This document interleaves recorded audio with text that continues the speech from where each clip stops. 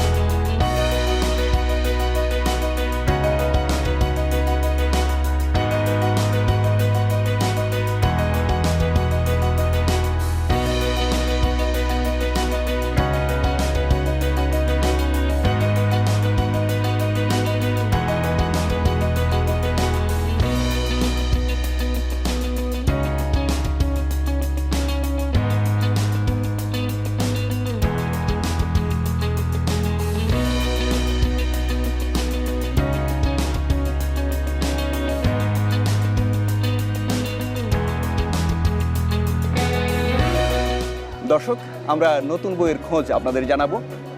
আজ প্রথমেই যার সঙ্গে কথা বলবো তিনি গীতিকার এবং কথা সাহিত্যিক লতিফুল ইসলাম শিবলি। তার একটি বই এসেছে বইমেলায়, ফ্রন্টলাইন। বইটা প্রকাশ করেছে নালন্দা। এই বইটি নিয়ে লেখকের সঙ্গে কথা বলবো। শিবলি ভাই, কেমন আছেন? আলহামদুলিল্লাহ, ভালো আছি। শিবলি ভাই, আপনার বইয়ের নাম বলেছিলাম আমরা ফ্রন্টলাইন। বইটার বিষয়বস্তু সম্পর্কে যদি একটু বলেন। বইটার বিষয়বস্তু আসলে আমি এখন খুব বেশি প্রকাশ করতে চাচ্ছি না। এই বইয়ের বিষয়বস্তু বেসিক্যালি এটা হচ্ছে একটা রাজনৈতিক থ্রিলার, আর এর প্রেক্ষাপটটা হচ্ছে আমাদের সাউথ ইস্ট এশিয়ান জিওপলিটিক্স। এর মধ্যে আমার একটা স্টোরি আছে। সেই স্টোরির মধ্যে মানুষের দুঃখ, কষ্ট, দেশ হারা হওয়ার বঞ্চনা, ব্রুটালিটি, নিষ্ঠুরতা, এই সব কিছু মিলিয়ে হচ্ছে এই গল্পটা। আপনার আসমান কিংবা রাখাল, এই যে গল্পগুলো বা উপন্যাসগুলো, এর সঙ্গে কি কিছু মিল পাওয়া যাবে বা কোনো রকম ধারাবাহিকতা আছে কি? না, আমার কোনো গল্পের সাথে কোনো গল্পের কোনো ধারাবাহিকতা নেই। আমার একদম প্রথম গল্প থেকে যদি তুমি বলি তোমাকে, দারবিশ, এটা একটা প্রেক্ষাপট। এরপরে দখল, আসমান, রাখাল, একদম 180 ডিগ্রি পার্থক্যের কাহিনীগুলো। একটির সাথে একটির কোনো সিমিলারিটি নাই। এবং হয়তো তুমি পড়তে গেলে যারা আমাকে ফলো করছে আর কি, প্রথম উপন্যাস থেকে আমার শেষ উপন্যাস পর্যন্ত যারা আমাকে ফলো করছে, আমি তাদের জন্য সারপ্রাইজ রাখি সবসময়। যারা গতবার এরকম ছিল, তাহলে এটা আবার এরকম, ব্যাপারটা এরকম আর কি। অনেক ধন্যবাদ আপনাকে। আপনার জন্য, আপনার উপন্যাসের জন্য শুভকামনা। ভালো থাকবেন আপনি। আর এই বছর মেলা একটু দেরিতে শুরু হয়েছে, তবু আমরা আশা করছি যে অনেক বেশি জমজমাট হবে। আপনি কি বলেন বই মেলা সম্পর্কে? ইনশাল্লাহ, আমিও তাই ভাবছি যে এই বছর জমজমাট হবে। কারণ আমরা প্রায় একটা বছর আমরা এক ধরনের আমাদের নাভিশ্বাস উঠে গেছে ঘরবন্দি থাকতে থাকতে।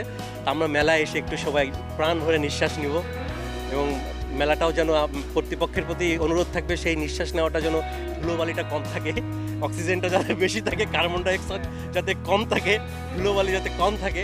তো আমরা মেলা কর্তৃপক্ষের কাছে এই দাবিটা থাকবে আর কি।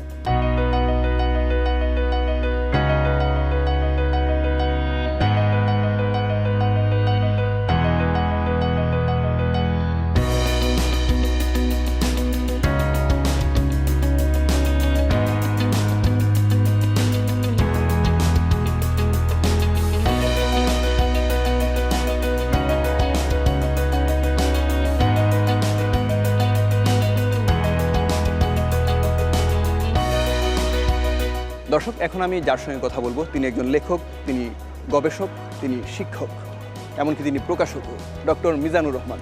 কেমন আছেন আপনি? আছি, আলহামদুলিল্লাহ, ভালো আছি। আপনার লেখালেখি দিয়েই শুরু করি। কি কি বই আসছে এই বছর? ব্যক্তিগতভাবে আমার একটি বই এসছে, এটা হলো বরিশাল পিডিয়া। ইতিহাসের আঞ্চলিক ইতিহাস বিশেষ করে এটা নতুন উপস্থাপন বলা যেতে পারে। আমরা 8টি বিভাগের উপরে 8টি বই করব, তার ধারাবাহিকতায় বরিশাল পিডিয়াটা প্রথম বাজারে এসছে, আর রাজশাহী পিডিয়ার কাজ চলছে, এটি মেলার শেষ দিকে চলে আসবে। আর এছাড়া আমার প্রতিষ্ঠান থেকে প্রায় 40টির মতন বই বের হবে এবার করোনাকালীন সময়। মেলার প্রথম দিনই 40টি বই মধ্যে 10টি বই চলে আসছে। এবার আমরা প্রতি বছর যেরকম ইতিহাস, ঐতিহ্য, সংস্কৃতি এবং সাহিত্যের যে নানামাত্রিক যে শাখা রয়েছে সেই শাখার বইগুলো আমরা পাবলিশ করে থাকি, যেমন কবিতা, গল্প, উপন্যাস, প্রবন্ধ। গবেষণাধর্মী বই আমাদের বেশি, এবং এছাড়া আমাদের যে সিরিজ আছে কয়েকটি, বিশেষ করে ভাষা প্রকাশকে চেনা যায়, জীবনী সিরিজ, প্রবন্ধ সিরিজ, কবিতা সিরিজ, চিন্তা সিরিজ। যেমন চিন্তা সিরিজে আমাদের এবারের যে প্রধান বই সেটি হলো উপনিবেশায়ন, ফখরুল চৌধুরী লিখেছেন। এছাড়া আমরা এবার তরুণ প্রজন্মের জন্য আমরা আত্মোন্নয়নমূলক কিছু বই, বিশ্ববিখ্যাত লেখকের যে বইগুলো আছে সেগুলো বাংলায় অনুবাদ করে অনুবাদ সাহিত্যের ধারাকে সমৃদ্ধ করার লক্ষ্যে এবং তরুণ প্রজন্মকে দিক নির্দেশনা দেওয়ার লক্ষ্যে এই আত্মোন্নয়নমূলক বইগুলো আমরা প্রকাশ করছি। মেলার প্রথম দিনেই 10টি বই চলে এসেছে আত্মোন্নয়নমূলক। আচ্ছা, এই যে এই বছর একটু করোনার ভীতি আছে মানুষের মধ্যে, যদি আমরা আশা করছি যে আস্তে আস্তে আমরা ভালোর দিকে যাব, তো বই প্রকাশে নাকি বড় একটা বিরূপ প্রভাব পড়েছে, তো একজন প্রকাশক হিসেবে আপনি কি মনে করছেন? যেহেতু করোনার প্রকট আছে, এখনও কম বেশি আছে, সে কারণে আমার মনে হয় যে স্বাস্থ্যবিধি মেনে আমরা যদি বইমেলাটা এনজয় করি এবং পাঠক, লেখক, প্রকাশক সবাই যদি আমরা একটু সচেতন হই, তাহলে মনে হয় যে কোনো সমস্যা হবে না। অনেক ধন্যবাদ আপনাকে। দর্শক, লেখক ডক্টর মিজানুর রহমান বলছিলেন সচেতনতার কথা। আসলে ঘুরে ফিরে সেই একটা শব্দই আমাদের সামনে আসছে। আমরা যদি সেই শব্দটার সঠিক প্রয়োগ করতে পারি তাহলে অবশ্যই বইমেলাটা আমাদের জন্য উপভোগ্য হয়ে উঠবে।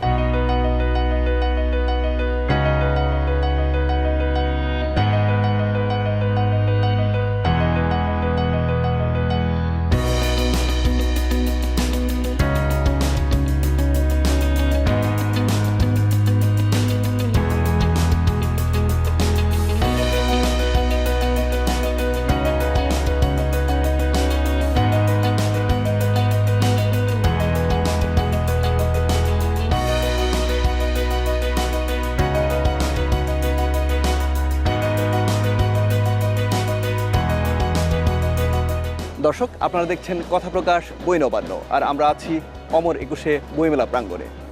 অনুষ্ঠানের এই পর্যায়ে ছোট্ট একটা বিরতি নিয়ে নিচ্ছি। বিরতির পর আরও কিছু আয়োজন আছে, সেই পর্যন্ত আমাদের সঙ্গেই থাকবেন।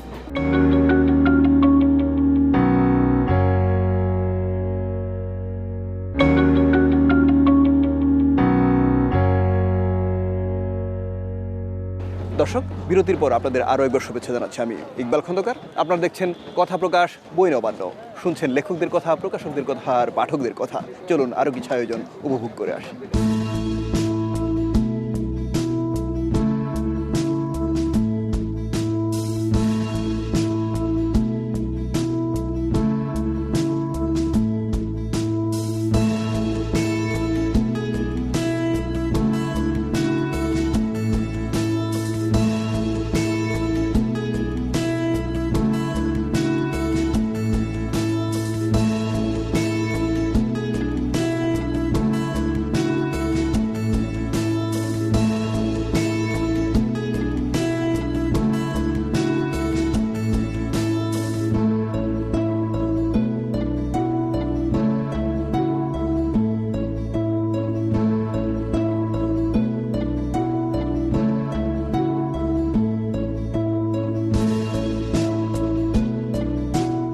দর্শক, একজন প্রকাশকের সঙ্গে কথা বলবো। প্রকাশনা প্রতিষ্ঠানের নাম জয়তী, আর প্রকাশকের নাম মাজেদুল হাসান। মাজেদ ভাই, বইমেলা শুরু হয়ে গেছে, আপনাদের অনেক প্রস্তুতি আছে নিশ্চয়ই, তো কি ধরনের প্রস্তুতি আছে এই বছর? বছরের প্রস্তুতি বেশ ভালো, যদি আমরা আশা করছিলাম যে মেলাটা ফেব্রুয়ারিতে হতে হবে, কিন্তু করোনার কারণে হতে পারে নাই, দেরি হয়েছে। তারপরেও যেহেতু অনেক কিছু হয়নি, তো আশা করছি বইমেলা ভালো হবে এবং আমাদের প্রস্তুতিও ভালো বছর। আচ্ছা, পৃথিবীর বিভিন্ন দেশে যে দেশগুলোতেও বইমেলা হতো এবং বড় আয়োজন নিয়ে হতো, তারা কিন্তু সবাই স্থগিত করে দিয়েছে, কিন্তু বাংলাদেশে করছে। তো এই বিষয়টাকে আপনি কতটা ইতিবাচকভাবে দেখেন? আমরা বিষয়টাকে অবশ্যই ইতিবাচকভাবেই দেখি। সরকার, রাষ্ট্রপ্রধান এই বিষয়টাকে যেভাবে অনেক ঝুঁকি নিয়ে করার ডিসিশন নিছে, এটা আমরা মনে করি যে বইয়ের জন্য এবং পাঠকের জন্য, লেখকদের জন্য অবশ্যই এটা শুভ উদ্যোগ। আচ্ছা, এই যে স্বাস্থ্যবিধি মানার যে বিষয়টা, সেটা কিন্তু শুধু পাঠক যারা দূর দূরান্ত থেকে আসবেন তারা মানলেই চলবে না। আপনারা যারা স্থানীয় বলতে যারা আপনারা যারা স্টল সাজিয়েছেন বা আপনাদের কাছে আসছে, হ্যাঁ আপনাদের কাছে আসছে, কিন্তু তারা আপনারা তাদেরকে আমন্ত্রণ জানিয়েছেন, তারা আসছে। এখন আপনাদের দিক থেকে কী ধরনের সতর্কতা অবলম্বন আপনারা করছেন বা কী ব্যবস্থা আছে একটু যদি বিস্তারিত বলেন। আমরা করোনাকালীন সময়ে চেষ্টা করব যারা স্টলে কাজ করবে তারা মাস্ক পরিধান করা থাকবে, নিরাপদ দূরত্ব মেনটেন করবে, নির্দিষ্ট সময় পরে পরে স্যানিটাইজ করবে।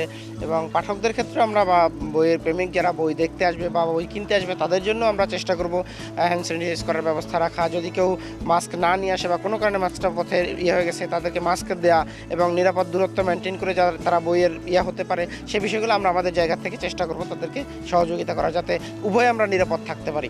অনেক ধন্যবাদ আপনাকে। দর্শক, প্রকাশক মাজেদুল হাসান বলছিলেন তার আশাবাদের কথা, আমরাও আশাবাদী। আর এই যে স্বাস্থ্যবিধি মানার বিষয়টা, সেটা একান্তই ব্যক্তিগত একটা ব্যাপার। আপনি যদি মনে করেন যে আপনি নিরাপদ থাকবেন, পাশের জনকে নিরাপদে রাখবেন, অবশ্যই একটু কষ্ট করতে হবে, স্বাস্থ্যবিধি মেনে বইমেলায় আসতে হবে, তাহলে একবারে শেষ দিনটি পর্যন্ত মেলা অব্যাহত থাকবে।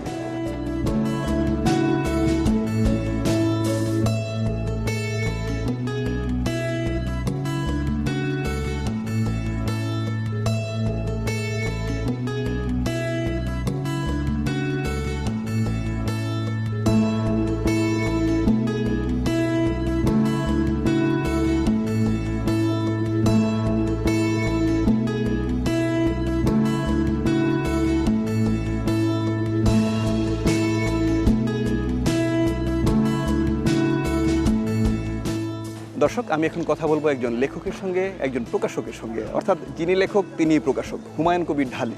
ঢালী ভাই, কেমন আছেন? ভালো আছি। ভালো আছি, খুব ছোট করে বললে হবে না, কারণ অনেক ভালো থাকা না থাকার পরে, এক কথা যদি বলি, অনেক ভালো না থাকার পরে আমরা একটা ভালো সুযোগ পেয়েছি বইমেলাটা করার, বইমেলাটা উদযাপন করার। তো একজন প্রকাশক হিসেবে যদি বলি, প্রকাশকের জায়গা থেকে আপনি কতটা প্রস্তুত এই বছরের করোনা পরিস্থিতি মোকাবেলা করে শেষ পর্যন্ত বইমেলাটা বা আপনার স্টলটা, আপনার প্রতিষ্ঠানটা চালিয়ে নেওয়ার?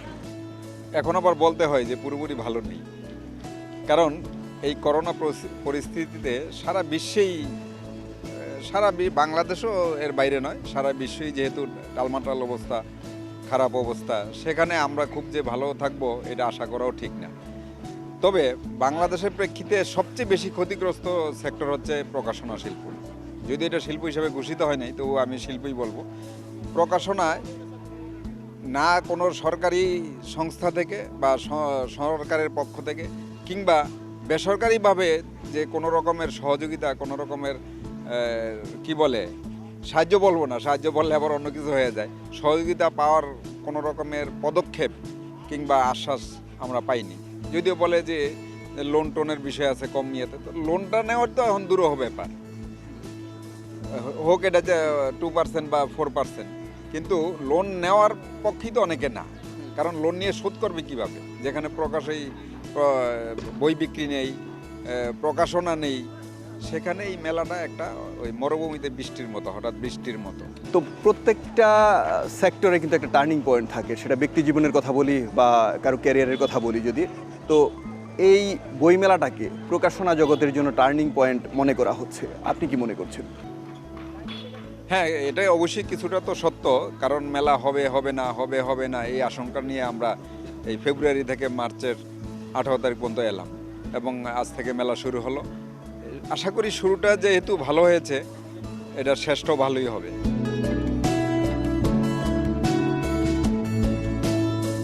দর্শক, আপনারা দেখছেন কথা প্রকাশ বই নবান্ন। আমরা কথা বলছি লেখকদের সঙ্গে, প্রকাশকদের সঙ্গে আর পাঠকদের সঙ্গে। দুইজন পাঠকের সঙ্গে কথা বলবো, জানবো তাদের পছন্দের কথা, জানবো তাদের ক্রয় তালিকার কথা।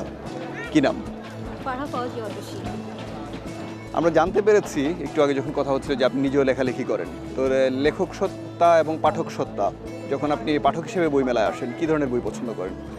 সব ধরনের বই আসলে পড়া উচিত, তারপরে নির্ধারণ করা উচিত আসলে আমার কোনটা ভাল লাগবে।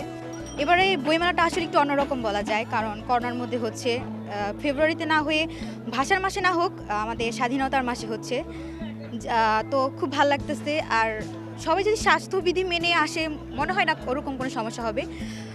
আমরা অবশ্যই ভালো কিছুর আশায় আছি, ইনশাল্লাহ ভালো কিছু হবে। আপনার সঙ্গে কে আছে? আমার মা আসছে আজকে। আপনার মেয়ে কথা বলছিল, যে বইমেলার পরিস্থিতি সম্পর্কে এবং সে যে আশাবাদী বইমেলাটা নিয়ে সেই সম্পর্কে, কিন্তু আপনি যদি ওইদিকে তাকিয়ে থাকেন পাঠক কিভাবে আপনাকে দেখবে, এই জন্য পাঠকের দিকে তাকাতে হবে এবং পাঠককে বলতে হবে যে মেলার পরিবেশ ভালো, বা অর্থাৎ আপনি যা যা দেখলেন সে বিষয়ে যদি একটু পাঠককে বলেন যে এই বছরের মেলাটা কেমন হতে পারে, আপনি কতটা আশাবাদী? Thank you. আমি আশাবাদী যে সবাই সতর্কভাবে আসবেন, গুছানোভাবে থাকলে এবং সুন্দরভাবে মেলাটা যেন হয় এটাই আশা করি। এবং আমার মেয়ের বই আসতেছে, আমি খুব খুশি। অনেক ধন্যবাদ দুইজনকেই।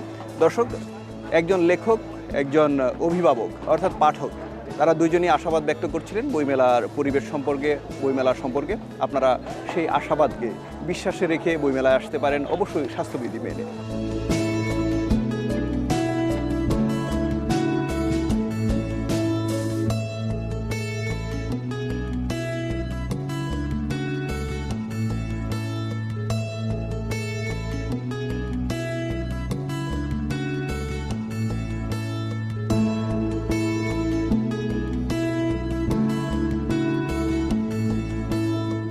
দর্শক, আপনারা দেখছেন কথা প্রকাশ বই নবান্ন, আর আমরা আছি অমর 21শে বইমেলা প্রাঙ্গণে।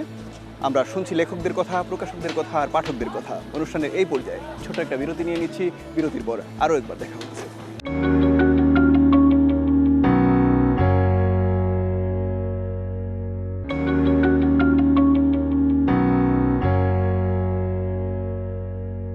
বিরতির পর আপনাদের আরও একবার শুভেচ্ছা জানাচ্ছি আমি ইকবাল খন্দকার। আপনারা দেখছেন কথা প্রকাশ বই নবান্ন, শুনছেন লেখকদের কথা, প্রকাশকদের কথা আর পাঠকদের কথা।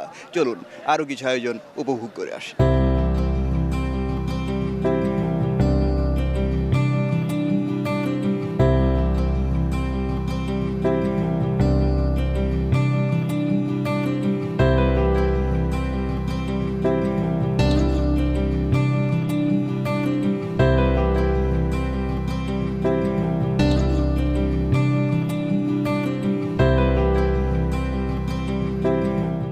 দর্শক, মেলার প্রাণ যারা পাঠক, তাদের সঙ্গে কথা বলবো, জানবো যাদের পছন্দের কথা, জানবো তাদের প্রত্যাশার কথা।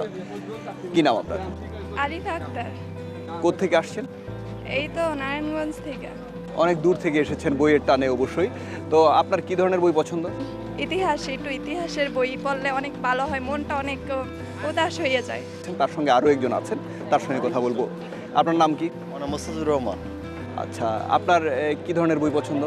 আমার বিগত অনেকই সময় আমি পড়েছি সবসময় ইনশাল্লাহ বিগত এই মজিদুর রহমানের যে আদর্শ ওইটি আমার সবচেয়ে ভালো লাগে বেশিরভাগ। তার মানে আপনি তার উপরে নতুন কি বই লেখা হলো, নতুন কি বই বাজারে আসলো সেগুলো অনুসন্ধান করেন সবসময়, তাই তো? দেখবো আজকে দেখার পরে দেখি ইনশাল্লাহ কি নতুন উদ্দেশ্য, নতুন প্রজন্ম যেটা ভালো লাগবে সেটাই নেব ইনশাল্লাহ, যেটা ভালো লাগবে ইনশাল্লাহ। অনেক ধন্যবাদ আপনাকে। দর্শক, মুজিব বর্ষে আমরা বঙ্গবন্ধু শেখ মুজিবুর রহমানকে একটু অন্যভাবে স্মরণ করছি, আর সেই স্মরণের তালিকায় তাঁকে নিয়ে লেখা বইগুলোও আছে। আপনারা সেই বইগুলো সংগ্রহ করবেন, পড়বেন এবং তাঁকে আরও ভালোভাবে জানবেন।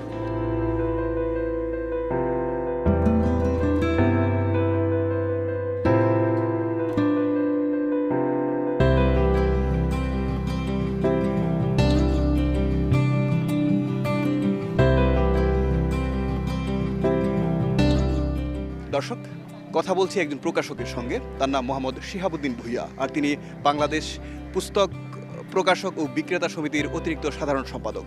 তার কাছে জানবো মেলা সম্পর্কে, জানবো তাদের প্রস্তুতি সম্পর্কে। শিহাব ভাই কেমন আছেন? আছি, ভালো আছি। আপনি কেমন আছেন? ভালো আছি।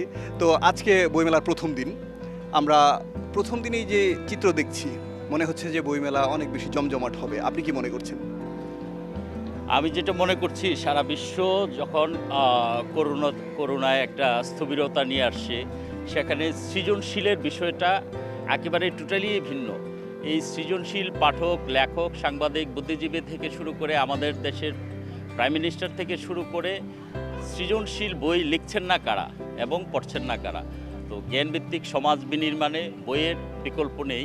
আমি মনে করছি অন্যান্য বছরের তুলনায় পাঠক একটা দীর্ঘ সময় ধরে এই করোনার থাবাতে তারা ভীতসম্রস্ত অবস্থায় আছে, কিন্তু এবারেই প্রথম আমি মনে করছি যে বিগত দিনগুলোর চেয়ে যথেষ্ট ভালো বইমেলা হবে। বইয়ের জন্য কোনো কিছুতে আটকে থাকবে না। আমরা স্বাস্থ্যবিধি মেনে বইমেলাটি করব। তো আপনার প্রতিষ্ঠান থেকে কি ধরনের বই এই বছর আসছে বা করোনার কোনো প্রভাব আছে কিনা প্রকাশনায়? এবার করোনাকালে আমাদের যথেষ্ট আয়োজন আছে প্রত্যেকটা প্রকাশকেরই। তো করোনাতে অনেক ইম্পর্টেন্ট বই বেরোচ্ছে।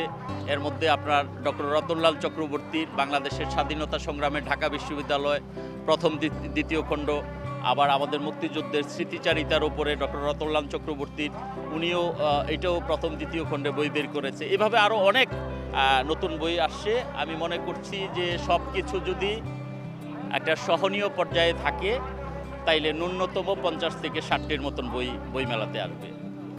অনেক ধন্যবাদ আপনাকে। দর্শক, প্রকাশক বলছিলেন তাদের প্রস্তুতির কথা, প্রকাশক বলছিলেন তাদের আশাবাদের কথা। আমরা আশা করছি যদি আমরা সঠিকভাবে স্বাস্থ্যবিধি মানি তাহলে অন্যান্য বছরের চেয়েও জমজমাট বইমেলা এই বছর হবে।